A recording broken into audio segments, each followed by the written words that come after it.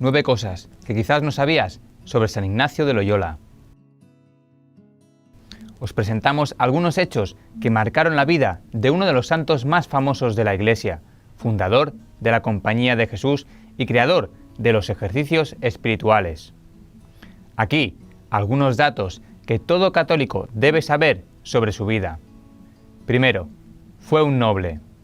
Íñigo de Loyola, que no tomaría el nombre de Ignacio hasta después de sus estudios en París, venía de una familia noble y antigua del País Vasco, España. De esa familia, un cronista escribiría más tarde que los Loyolas fueron una de las familias más desastrosas que nuestro país tuvo que soportar, una de esas familias vascas que portaba un escudo de armas sobre su puerta principal para justificar mejor las fechorías que eran el tejido y el patrón de su vida. Segundo, fue libertino. La situación sociopolítica en el País Vasco feudal del siglo XVI, en la parte más occidental de los Pirineos, era sumamente violenta. Como algunos nobles de la época, Ignacio era conflictivo, violento y vivía una sexualidad irresponsable. El soldado español, convertido en místico, puede ser el único santo con antecedentes policiales de peleas nocturnas, obviamente antes de su conversión. 3. Casi muere en batalla. En 1519, a los 28 años, Ignacio exigió que su pequeño grupo de soldados luchara contra una fuerza invencible de 12.000 tropas francesas en Pamplona, España. Su valor u obstinación le valió una bala de cañón en las piernas, que destrozó una y dañó gravemente la otra. Los valores de caballero que poseía eran tan elevados que dieron como resultado un largo periodo de convalecencia en casa familiar Loyola. Este periodo cambió su vida y el mundo para siempre. 4. Se convirtió al catolicismo leyendo libros espirituales. Mientras convalecía, leyó textos sobre la vida de Cristo y los santos y decidió imitarlos. Una noche se le apareció la Virgen María con su hijo y desde entonces se propuso servir al Rey del Cielo. Un dato curioso es que antes de la invención de marcadores, copió pasajes de la vida de Cristo y de los santos.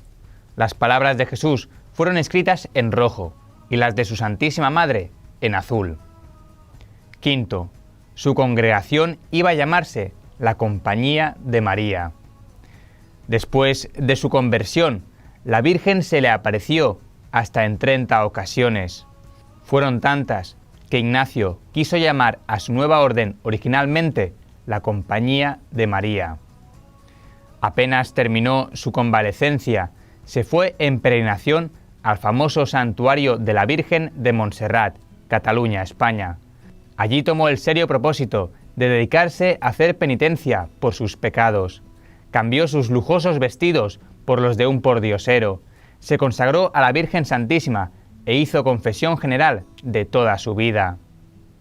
6. Se convirtió en un mendigo. Ignacio pensó largamente sobre los espíritus en su vida, los espíritus que conducen a Dios y los espíritus nacidos del diablo. Esto lo estimuló a vivir de una manera que los historiadores han llamado su periodo de peregrinación. Durante este tiempo estaba resuelto a renunciar a los placeres mundanos. Se puso un sayal y un zapato con suela de cuerda. 7. Quiso convertir musulmanes. Al poco tiempo de contemplar los ejercicios espirituales, Íñigo declaró: Dios quiere que convierta a los musulmanes.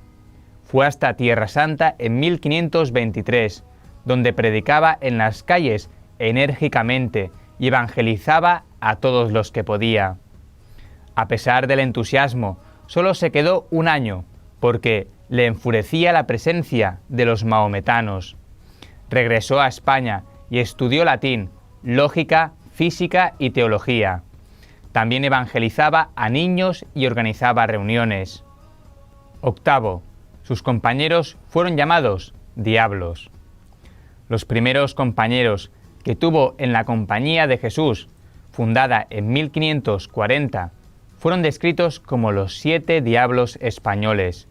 no en ese momento, sino en el siglo XIX, por un historiador inglés. Los compañeros, en realidad, eran 6, y no todos eran españoles. Se habían encontrado con Ignacio durante sus estudios en París y se reunieron en Roma para convertirse en el núcleo de la futura compañía. En menos de un siglo, Ignacio y Francisco Javier serían canonizados. 9. Cuando murió ya había miles de jesuitas. Ignacio vivió sus últimos años en una pequeña habitación en Roma. Desde allí gobernó la Compañía de Jesús y fue testigo de su crecimiento.